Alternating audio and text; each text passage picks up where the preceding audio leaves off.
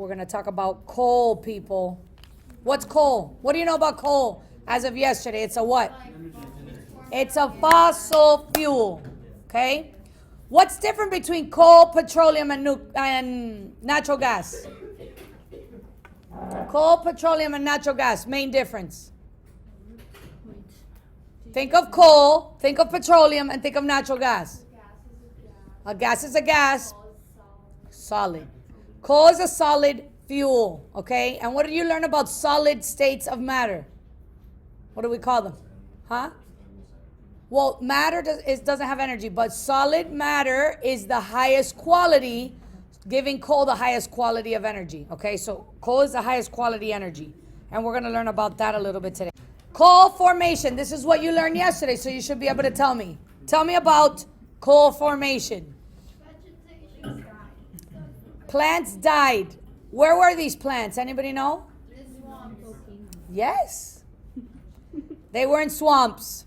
You don't have to know 300 million years ago. You just have to know that large or giant plants from swamps died. What happens to plants when they die, people? They decompose. What happened to these plants? They fossilize. How? Pressure and heat. Good.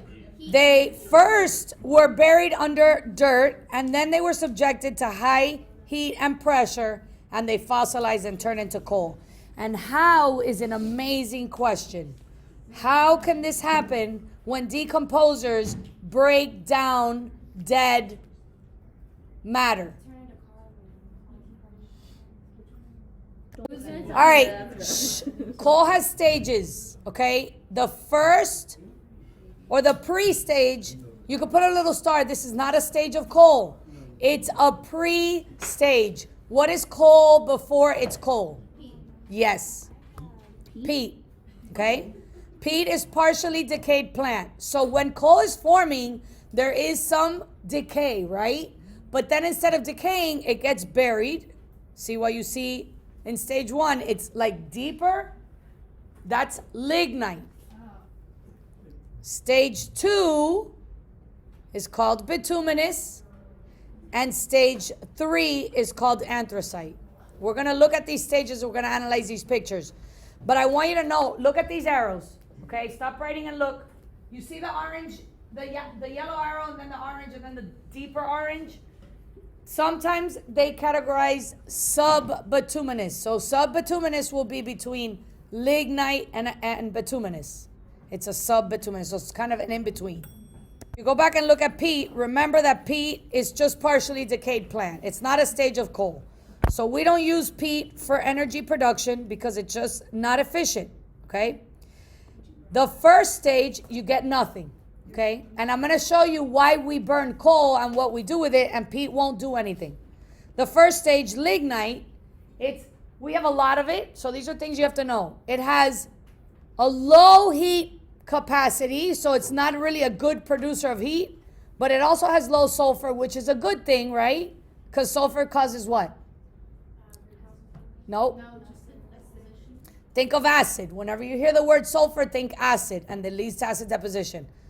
Okay? Bituminous, high heat, there's a lot of it. This is our ideal stage of coal because we have a lot. It's going to produce enough heat to generate electricity, which is our goal. The sad thing is it has a lot of sulfur, okay? And then this would be the ideal, but we don't have a lot of this. It's hard to find. You know, it's buried deeper, so it's more expensive to mine, harder to find, harder to form, but it would be ideal. Now you could take a picture of it. Coal. Thank you. The first thing we do with coal is find it and say, I'm going to use this for electricity. Which one are we going to use for electricity?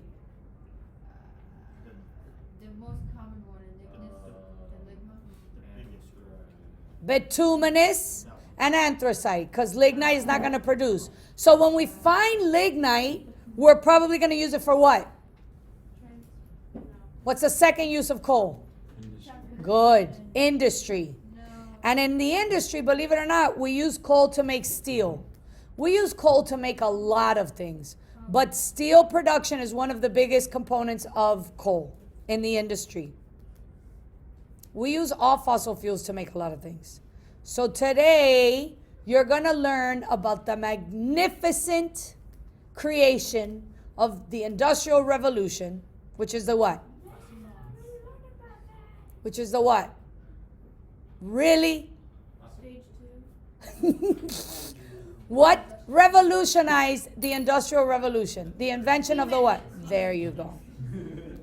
This is Florida Power and Light's coal-powered plant. Again, I have skipped, I mined coal, I took it from the mining site to another site where now things are being done, hopefully, and then now I'm at FPL. What's the first thing they do to coal? They pulverize it. The first step in the producing or in FPL is to pulverize the coal. What does that mean? Squish it up. Crush it. Squish it up. Squish it. I am squishy. What do we do next with this pulverized coal? Fan. We put it in a boiler and burn it. Good job.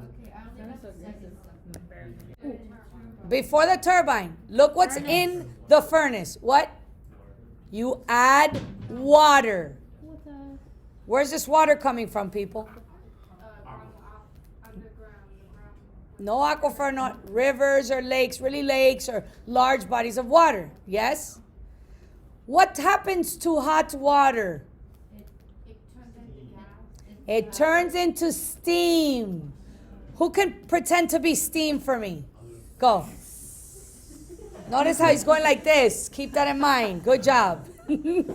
Steam goes like this to do what? To do what? To spin the turbine.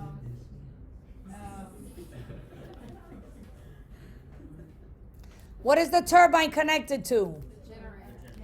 The generator. And what does the generator do?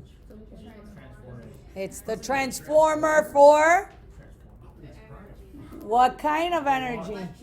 Electrical energy. I'll come back. I'm going to put this picture up. Who could tell me what are the energy transformations that take place in a coal-powered plant? We talked about the 6 forms of energy yesterday.